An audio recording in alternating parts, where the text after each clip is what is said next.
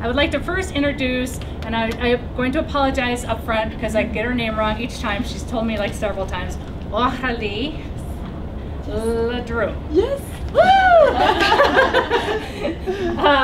Aurelie is a researcher at the Knoebel Institute for Healthy Aging at the University of Denver. Her work focuses on healthy aging, on how moderate physical exercise can be beneficial to your brain's well-being, and more recently on studying biomarkers for mild TBI in college athletes, which I would love to hear more about at some point. So I'm going to let you go ahead and then I'll introduce Leighanna when it's time for her to go. Thank you. Thank you. Well, hello everyone. Thank you for coming.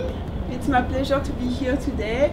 So we're going to talk about aging and brain injury, and if at any moment you cannot hear me very well or you cannot understand me very well because of my nice French accent, please don't hesitate to stop me and ask questions. Also, I have to say I had a nasty cough for the last couple of days, so I hope that I will get through this. Okay, so today we're gonna talk a little bit about the aging brain and what changes happen as we age.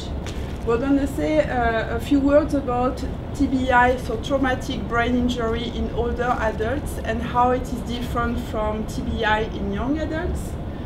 We're gonna say a few words about how it is to age with a history of traumatic brain injury, and if there is an increased risk for Alzheimer's disease, for example.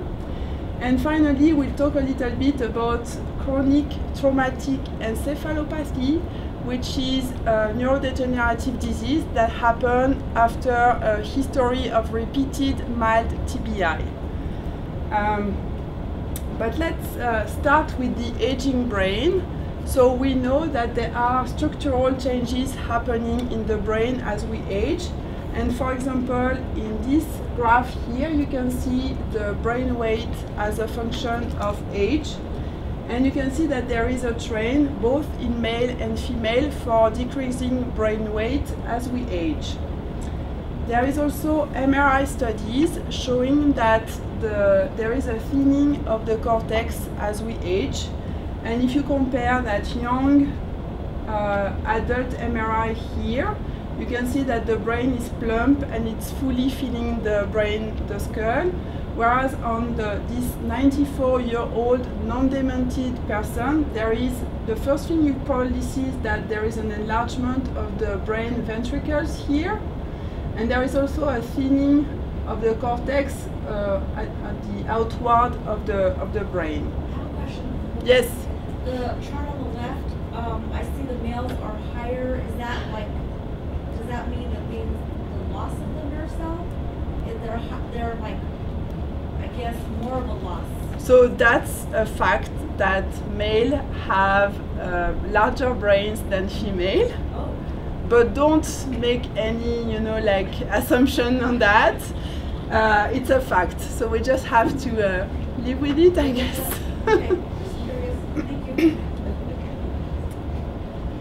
Okay, so chemical changes can also happen as we age, and there is a very well-documented age-related decreased production of certain neurotransmitters in the brain that may predispose to cognitive signaling, that may predispose to cognitive decline. So I won't go into details about that, but if you have questions, please ask. Vascular changes also happen as we age, and there is an age-related decrease in cerebral blood flow. Because of the loss of nerve cells and synapses, the brain atrophy can increase the space between the skull and the brain as we age, and so the blood vessels are more likely to be damaged during a TBI. So here is just something to kind of sum up what's going on as the age-related neurodegenerative complex takes place as we age. So aging is a multifactorial process that involves nerve cell loss, oxidative stress, reduced growth factors, protein aggregation, inflammation, hormone imbalance, and all of this leads to the age-related neurodegenerative complex that result in mood change, movement dysfunction, and memory loss. And I just want to point out that inflammation is something that is important in the context of TBI, because there is increased inflammation after TBI in the brain, and as aging promotes chronic low-grade inflammation, that can be something that's more difficult to resolve after TBI. I also want to say a few words about reduced growth factors. So you probably know that the neurotrophic factors in the brain promote neuroplasticity and help with the repairing after the brain injury. And as we age, there is a reduced growth factor production that can also affect the repair and after the TBI. So what is TBI? I'm pretty sure all of you know. It's the result of a bump, a blow, or a jolt to the head.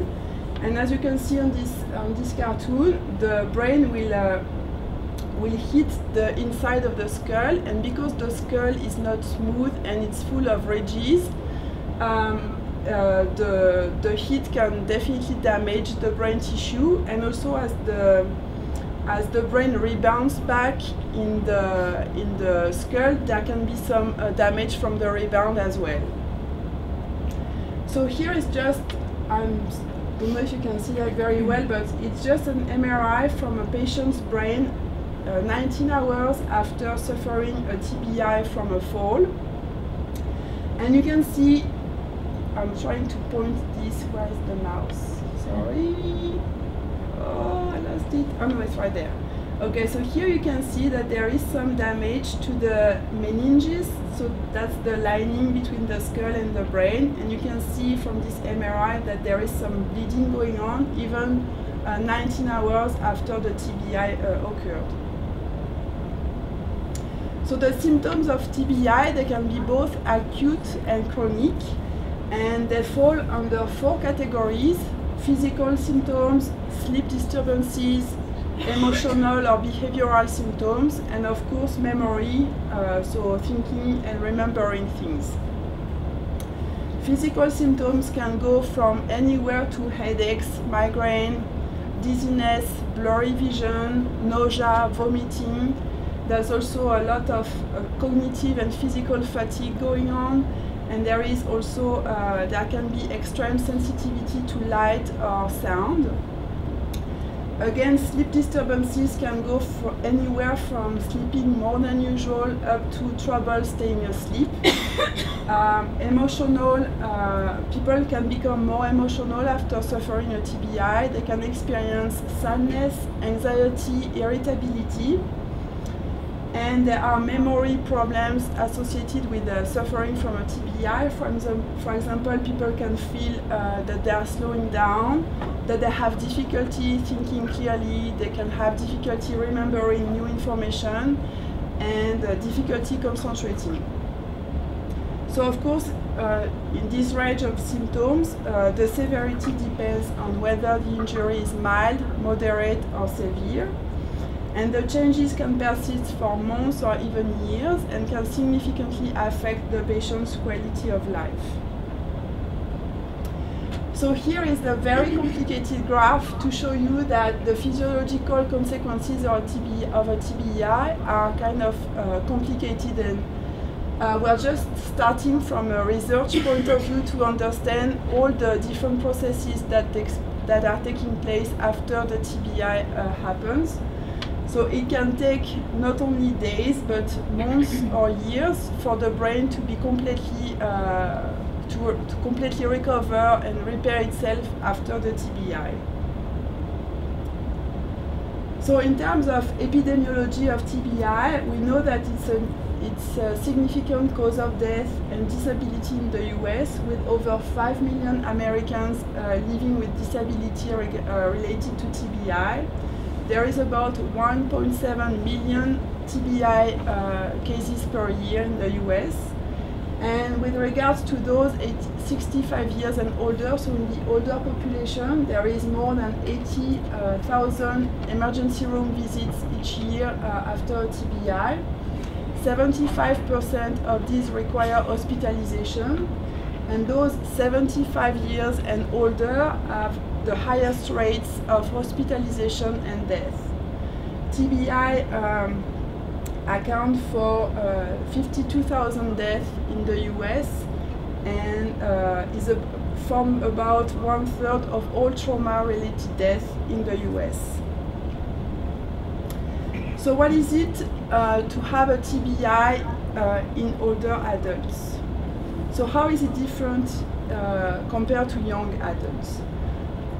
So we know from epidemiological studies that 85% of older adults' TBI are mild to moderate in severity. In majority, they are caused by falls, 51%, followed by 9% for motor vehicle accidents. Because older adults have more chronic health conditions such as hypertension, arthritis, diabetes, they are at higher risk for fall-related TBI. We know also from epidemiological studies that older adults with TBI have higher mortality rate compared to younger adults. And overall, we can say that it's harder for the brain to repair itself after a TBI. If you remember the schematic that I showed you where we had like nerve cell loss, all the phenomena that happen with aging can make the brain, can make that it's harder for the brain to repair itself. So in terms of cognitive dysfunction, we know that it's higher in older patients with a TBI compared to young ones. We also know that depression, anxiety, and sleep disorders are more prevalent in the older population. There is a research that supports the fact that moderate to severe TBI after 55 years old can predispose to earlier cognitive decline and dementia. We also know that there is a high variability in terms of cognitive decline among individuals, and that largely depends on the cognitive reserve. So the cognitive reserve is based on genetics, education, medical factors, daily activity, curiosity. It's basically your brain's ability to improvise and to find alternate ways to find a solution to a problem or to do new things. So the cognitive reserve is definitely very important in the recovery after a TBI.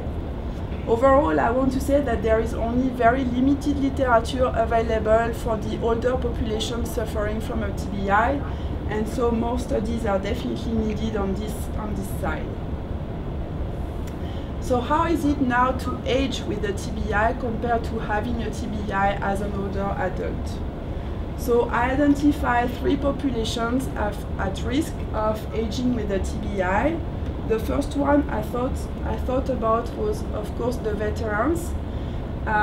So the Department of Defense put together some numbers and showed that among the military personnel who suffered a TBI, 82% of them suffered a mild TBI during their active years of duty. Motor vehicle accident, already talked a little bit about that.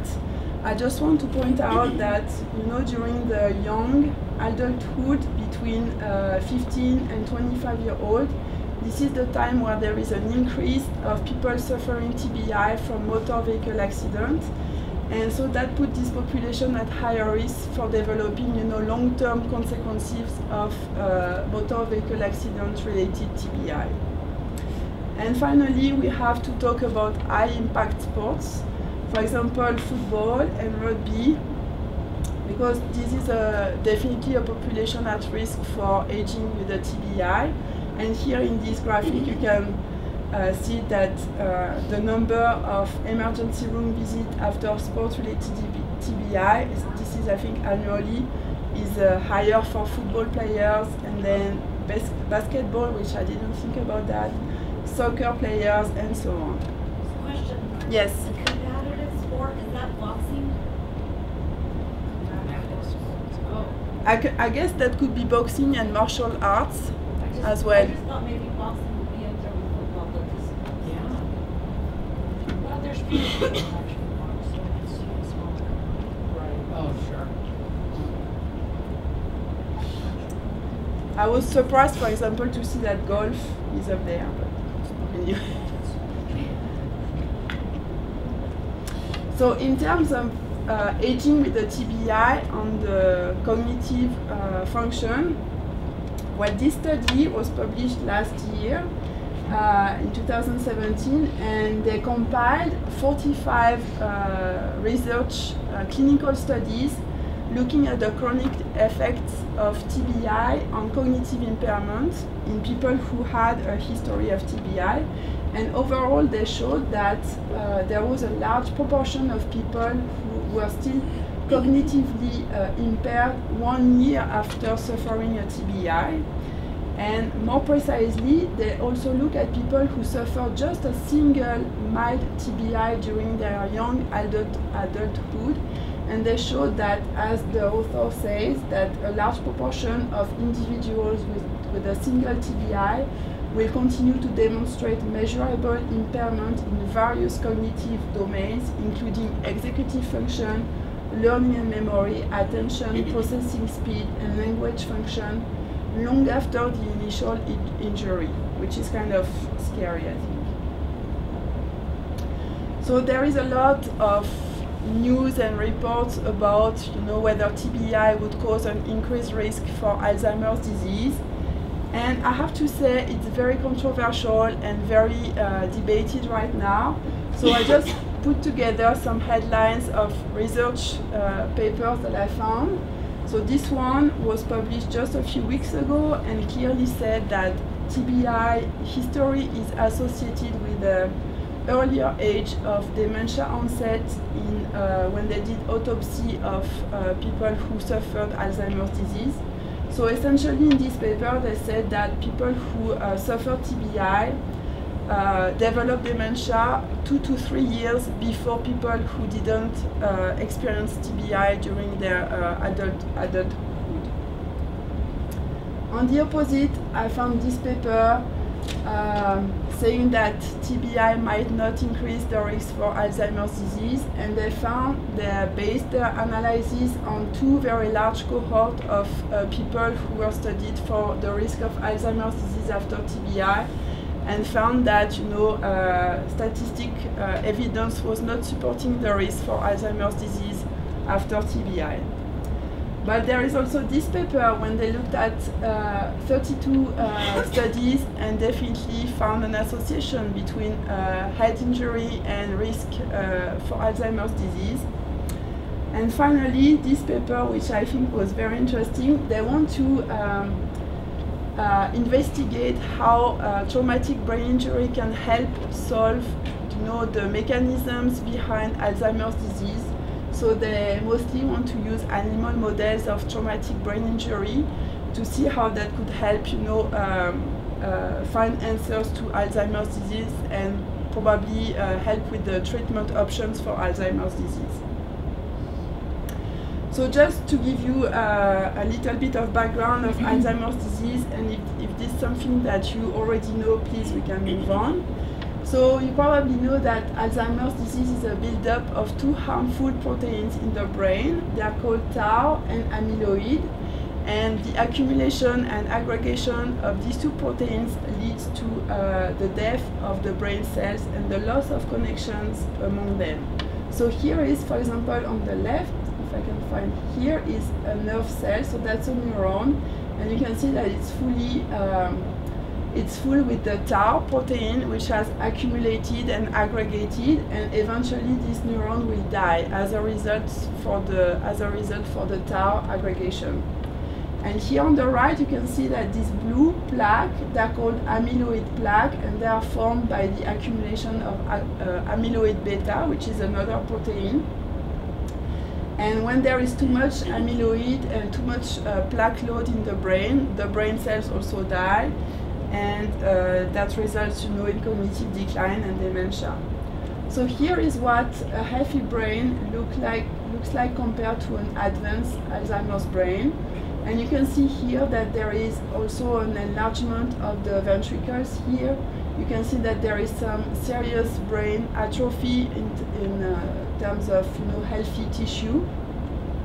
And here is, for example, I don't know if you guys can see that, this is the hippocampus in the brain. So this is the part of the brain that deals with memory and remembering things and thinking and all of that. So here you can see in the healthy brain how it's nice and plump. And if I can show you here, this is what's left of the hippocampus in Alzheimer's.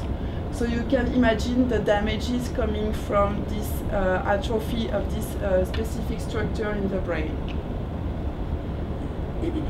So finally, I think we have to talk a little bit about what it is to age with a history of repeated mild TBI. And of course, the example I took today is to talk about high impact sports players who are at high risk for repeated mild traumatic brain injury. And I think of course of boxers, as you mentioned, or football players. So this is what their brain look like after, you know, years and years of exposures to repeated traumatic brain injury. This is a normal brain here on the top, and you can see how it's plump and nice, and this is the result after many years of repeated mild traumatic brain injury. And you can see again that the ventricle here, if I can find my mouse again, here are much enlarged. You can see that all this dark thing here is tissue that is dead. You can see that there is a lot of brain atrophy. So you can imagine like what would be the consequences of living with a brain that is so much damaged from repeated mild traumatic brain injury.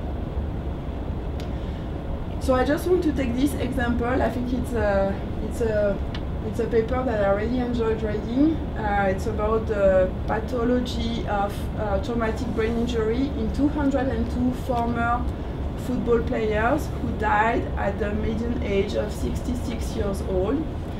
And when they did the autopsy of these former football players, they found that 87% of them had CTE or chronic traumatic encephalopathy. This study includes high school football players up to NFL players. And I don't know if you can see that. Okay. So here is on the left a brain section, and you can see here that there is like a few brown spots, and these brown spots correspond to tau, so the protein that was showing you a few slides ago.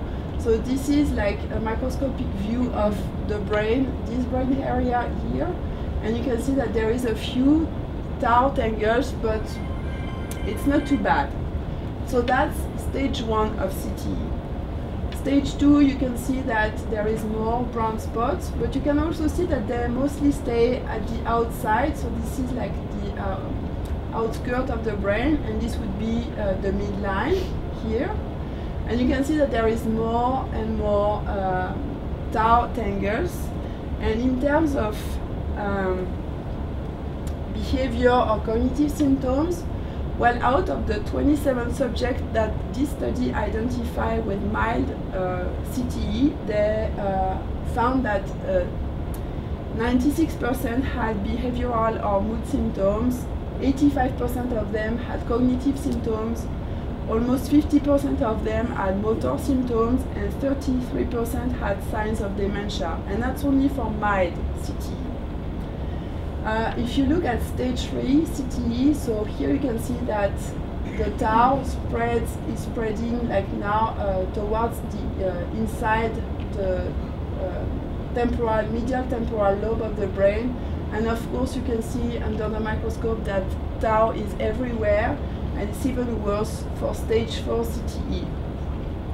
And in terms of symptoms, of course, out of the 84 subjects with severe CTE that they identified in this study, 89% of them had behavioral or mood symptoms, 95% had cognitive symptoms, 75 had motor symptoms, and 85 had signs of dementia. So I think it's very scary. And so just to summarize what we talked about today, Well, we saw that traumatic brain injury in older adults may worsen the age-related cognitive decline that happened with aging. We talked a little bit about the importance of cognitive reserve for faster recovery after TBI.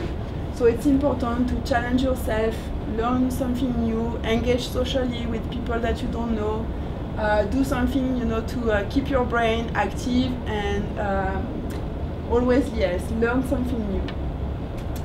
We also talked a little bit about the link between TBI and potential increased risk for Alzheimer's disease, and we saw that it's still under study. We see that aging with repeated MTBI can increase your risk for developing chronic traumatic encephalopathy. And of course, something that we all have to keep in mind is that in older adults, fall prevention is the best way to avoid TBI, and I think the next speaker is going to expand on that in just a few minutes. So I thank you for your attention, and I'll take any questions. Thank you. Okay, so our next presenter is Leighanna Konetski. Many of you probably know Leighanna as she works here in this building. Leighanna is a registered dietitian nutritionist working here at CDHS in the State Unit on Aging. She's been working in aging for over 17 years and is passionate about helping older adults maintain their quality of life and independence as they age. She's a Colorado native, how unusual, growing up on the eastern plains of Colorado, and enjoys spending time outdoors with her husband and her daughter. So perfect segue since you were talking about falls and fall prevention. So welcome, Leighanna. Thank you. Okay, so I want to talk a little bit about fall prevention, because one of the leading factors for an older adult to sustain a traumatic brain injury is a fall. And so we're going to talk about that today and talk about resources for fall prevention in the community. So I just want to do a little bit of background on falls. And Can you speak up a little bit? do I louder? Yes. That is the first time anyone's ever said that to me, but I'd be happy to speak a little bit louder. So I'm going to go over a background with you, basically what the State Unit on Aging is, because some of you may know about it, some of you may not, and then talk about falls, and then resources that are available in the community for older adults that deal with fall prevention. So our State Unit on Aging is in the Office of Community Access and Independence, and we're in this building located on the 10th floor. But what we do is we provide services to older adults throughout the entire state to maintain independence and maintain or improve quality of life. And so we provide services that range from transportation to Meals on Wheels, and we'll talk about that a little bit, but we do services for older adults for the most part in the community. So those older adults that are not institutionalized, so community dwelling. And we do that through partnerships with 16 area agencies on aging and over 200 provider agencies. We work collaboratively together, and it's something that's called the Aging Network to deliver services across our entire state for older adults. And so, like I just mentioned, some of the services we provide, I think, are very common household names like Meals on Wheels. We also call that home delivered meals, but we do transportation, so we'll be taking older adults to the grocery store, to medical appointments, to senior centers, to lunch locations. We do family caregiver services. We strongly believe in supporting the family caregiver that's caring for an older adult, because we know if we give great support to that family caregiver, they in turn are able to give great support to that older adult and maintain independence. We have legal services. We have elder attorneys that we work with across the state that provide great resources, but also assistance, because a lot of our older adults are running into more and more situations where we're actually needing that legal or elder attorney advice regarding benefits, regarding tenant disputes, and so we have legal services. And then we have evidence-based programs. And the particular evidence-based program we're going to talk about today is fall prevention, but we also do a lot of chronic disease self-management, and we do a lot of medication management, nutrition education, and this is just a very short snippet of a list of aging services that we provide across the state to help older adults and their families maintain that support and independence for our older Coloradans. So what do we know about falls? Because like I said, that really is the main factor that's going to lead an older adult to sustain a traumatic brain injury. We know, and these are national statistics, and then we're going to drill down and look at what's the problem look like in Colorado. But about up to 30% of community dwelling older adults are falling each year. And again, community dwelling means non-institutionalized and non-hospitalized. So these are older adults that are just living in the community. So up to 30% are falling each year. Of those that fall, 20% are causing physical injury. And that's where you're going to see a traumatic brain injury. And that they are a leading cause of injury and death for older adults across the country. We know that really about a half to a third of those falls are occurring, around their own home. So they're not happening when they're skiing, they're not happening when they're hiking, they're happening in their place of residence in the community where they live. And they're occurring during routine activities. So think taking a shower, taking out the trash, changing a light bulb. So routine activities, sweeping the floor, that we do on a regular basis, and they are as well. That's where most of those falls are occurring. And typically, it's not just one issue that's causing a fall among older adults. It's like the perfect storm, because falls have a variety of risk factors that contribute to them. It could be a vision issue, it could be a medication interaction issue, it could be a chronic disease. And so typically it's a combination of things coming together for that particular older adult that's resulting in the falling. We also know, though, that a large proportion of them are preventable. It's not something that is normal to happen with aging, and they are preventable. And because I'm a dietitian, I always like to throw in, anytime I can, any nutritional impact. And I'm not talking about the MIND diet today, but there is emerging research that our older adults that are malnourished are actually at an increased risk for falls. And we know malnourishment in the aging population is on the rise, and it's undiagnosed. And so this also, I expect to see more and more research coming out talking about how this impacts our older adults' ability for balance and gait and other things like that, and it's impacting falls too. So here in Colorado, and these are from an Injury in Colorado report that the Colorado Department of Public Health and Environment put together, and their most recent one covered data times between 2012 and 2014. So these are statistics from our state. Again, just like in the national statistics, they're the leading cause of injury death, and those over 65. And among those who passed away from a fall-related injury, 35% sustained a TBI, and 31% sustained a hip fracture.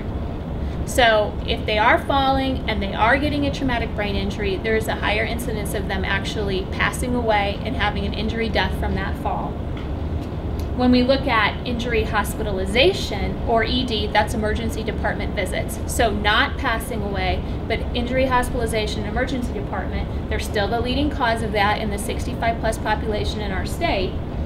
But of those that are hospitalized, 16.1% mentioned a diagnosis of a TBI, and 34% mentioned or had a hip fracture. And again, I think that goes back to the fact that if they are falling and they're older and they're sustaining a TBI, they tend to be more severe, and some of our older Coloradans don't live. So there's an obvious issue in falling in our state, as is across the country. And I didn't even go into the medical costs associated, are billions of dollars of healthcare costs associated, and the impact of quality of life for older adults, because many of our older adults, when they do fall and sustain an injury, don't get to go back home. They end up in rehabilitation, and then long-term actually end up in a skilled nursing facility. So in Colorado, we are addressing the problem through something called evidence-based programming. And evidence-based fall prevention programs are unique, and they are different than any other program for like physical activity or something like that, because they have evidence behind them that they work and there are sound outcomes. And so they have a stamp of approval because they've gone through research, we have outcomes, and they've been published in a peer-reviewed journal. And so we have science coming around these programs saying they work. When we implement this program and we implement it in the way that the curriculum and the fidelity are telling us to do, then we know we're going to see these outcomes. And I think that's very important when it has to do with fall prevention, that we want to engage our older adults in programming that has outcomes and evidence that it works behind it. And so we have a lot of evidence-based programming operating in our state for older adults, which is wonderful. We have the Stepping On program, we have Tai Chi, Moving for Better Balance. Not every Tai Chi program is evidence-based as fall prevention, and so that's one thing to take home to if you have aging loved ones. If they are looking for specific fall prevention Tai Chi, not every program is going to fit that bill. So this Tai Chi Moving for Better Balance does. We have another program called In Balance, and then we have a program called A Matter of Balance, and that program has an English language version, it has a Spanish language version, and it has a low vision version. And that's the program I'm going to highlight today. But all of these are great evidence-based fall prevention programs that are operating in this state.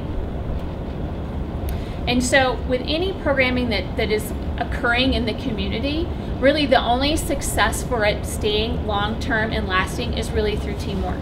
And any evidence-based fall prevention program can be expensive and difficult to maintain because you have trained facilitators that have to stay within curriculum and they have to go through specific training in order for that to happen. And our State Unit on Aging has been partnering with Mindsource since 2009 to do A Matter of Balance, and we're grateful for that. That's Mindsource is our longest standing partner with this program, and we've had great success with it since 2009, and it's because of teamwork with Mindsource and lots of other those partner agencies in the community. And you'll see that behind all of the programming that's being offered and available. Lots of people working to make that successful. So A Matter of Balance is based on research at Boston University. Okay, and so they do research on a program to track the outcomes. They found that the outcomes were exactly what they wanted to see, and then they are able to publish in peer-reviewed journal and then replicate the program. So this is just some background information on Matter of Balance, and it has unique features to it. And every one of those evidence-based fall prevention programs that I was mentioning that are operating in Colorado kind of highlight and touch on different things. Because a risk of falls, like I talked about, is kind of like this perfect storm with all this stuff coming together for a person to fall. Well, there are a variety of risk factors that contribute to falling. And so the various programs touch and highlight different aspects of that. And Matter of Balance looks at fear of falling and increases physical activity level among older adults residing in the community. And you often don't hear about fear of falling as a risk factor for falling. But if you stop and you think about it, it is a huge risk factor for falling, because what tends to happen when somebody becomes fearful they're going to fall, they restrict their activity. When they restrict their activity, they restrict their mobility. And when they restrict their mobility, guess what muscles start to atrophy and they become more frail.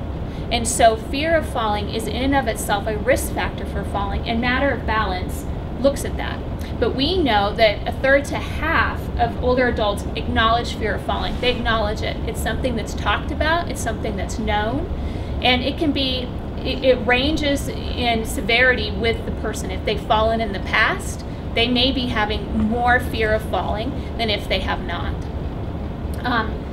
These are some of the bullet points that it's also associated with: fear of falling, depression, increased frailty, which I talked about, decreased satisfaction with life, and decreased mobility and social activity. That's that restricting that goes on. Oh, I can't go out because it might snow in 3 days. It may never snow, but there's a fear that it might, and so there's a restriction that happens where then the person doesn't leave their home for a week, maybe a week and a half, 2 weeks at a time. So it's a real issue, and Matter of Balance looks at that.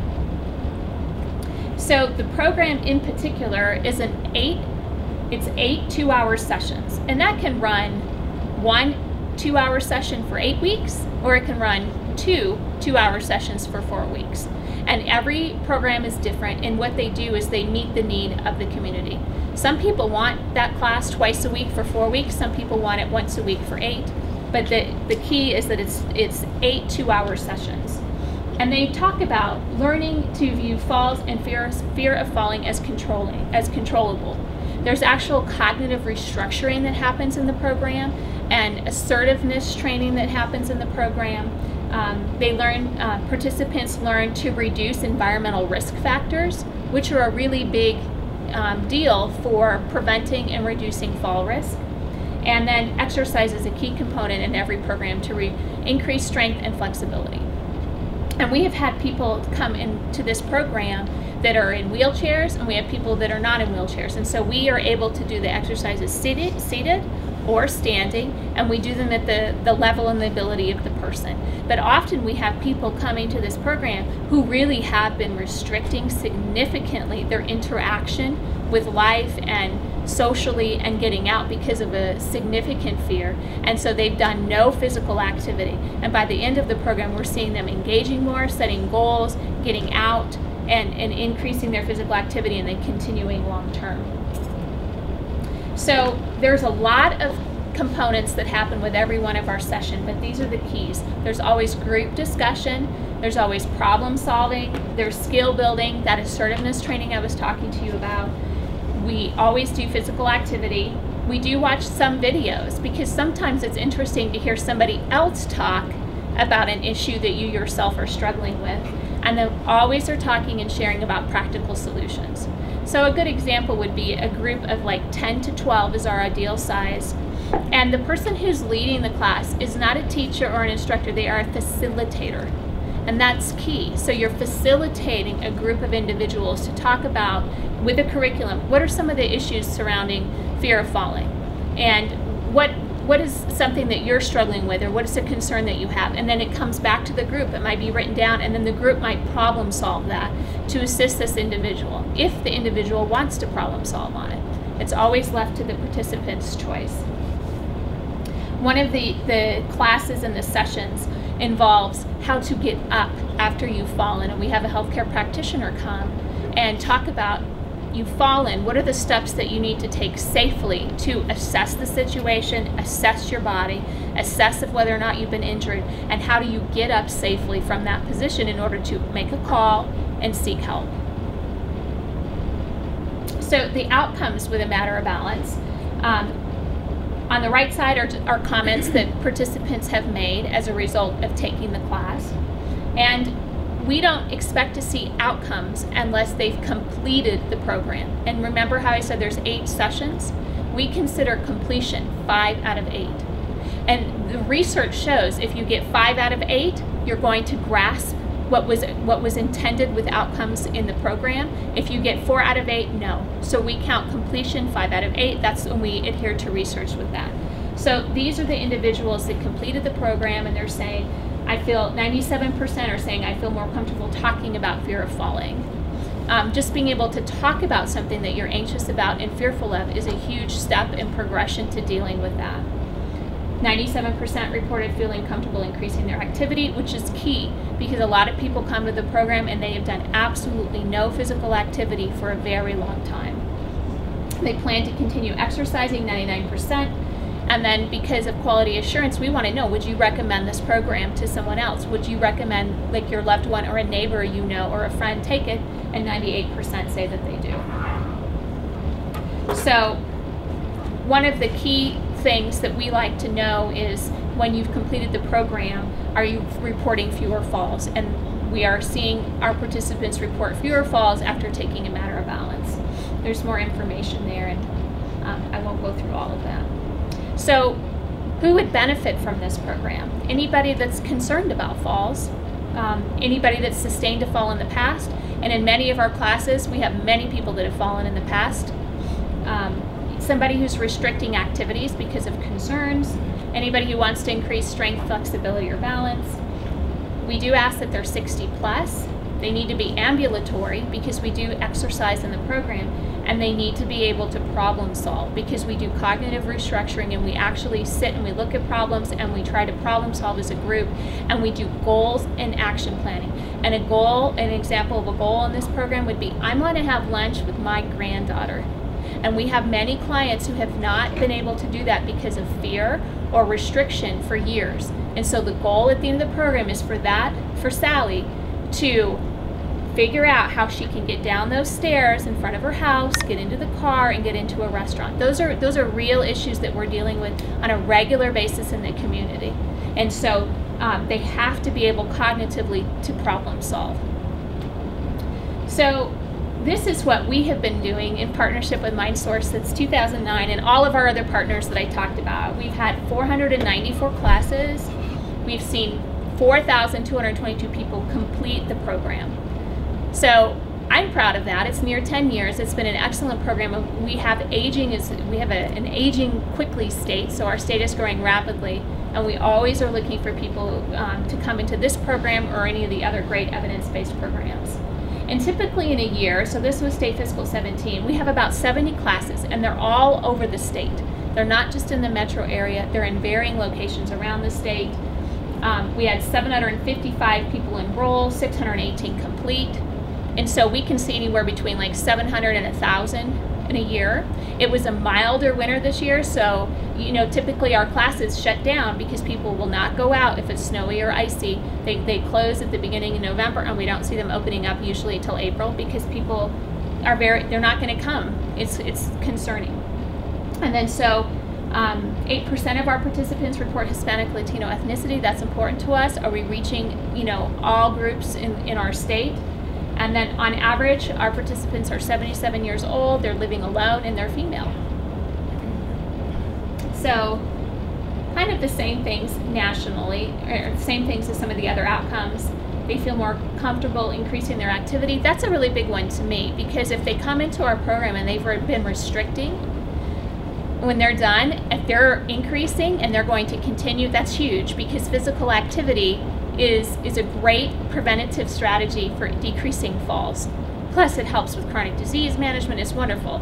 And so that's a fantastic thing. And we see 98% saying, yeah, I'm going to continue exercising. That's great. So these are some of the comments that our participants have made over the last near 10 years as a result of taking the program. I'm going to exercise more often. I have more confidence in myself, and I don't have the fear of falling. That's exactly the intent of the program, one of them. I'm going to remove my throw rugs. It seems so simple, but it's not that simple when you don't even realize that that is a significant contributor to falls around your home. So that's great. How many have loved ones that use the towel bar as the grab bar? That's pretty common in a bathroom. And so, I need to exchange those to have that bolted into the wall and secured in a way that I can grab it when I'm getting in and out of the bath. Improve my balance, ask for help when I need it. So those are some of the comments for the participants that have completed the program. And because I'm a dietitian, I always wanted to put, anywhere I can, put a little thing in there. But I do thank you guys for your time and your active participation today. Very much appreciate it. And we'll answer any questions. The cost of the program?